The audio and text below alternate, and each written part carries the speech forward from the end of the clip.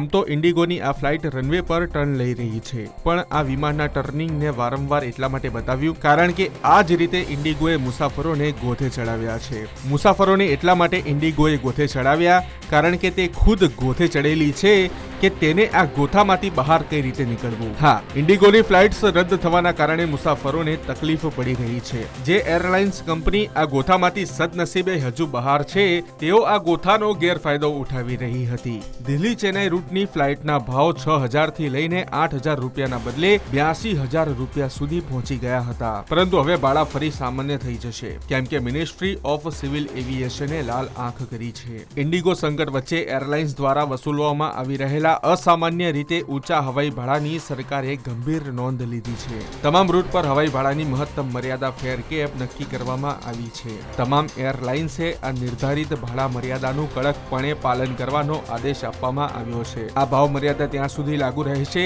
જ્યાં સુધી સ્થિતિ સંપૂર્ણપણે સામાન્ય ન થઈ જાય. સરકારનો આ નિર્ણય એ સુનિશ્ચિત કરવા માટે છે કે મુશ્કેલીમાં મુકાયેલા મુસાફરોનું કોઈ પણ પ્રકારે શોષણ ન થાય. એટલું જ નહીં, મુસાફરોને તાત્કાલિક ટિકિટનું રિફંડ આપવા માટે પણ આદેશ આપવામાં આવ્યો છે. તો જો તમારા કોઈ સગા સંબંધી, મિત્ર કે પાડોશીને પણ તકલીફ પડી હોય તો આ સમાચાર તેમના સુધી પહોંચાડો.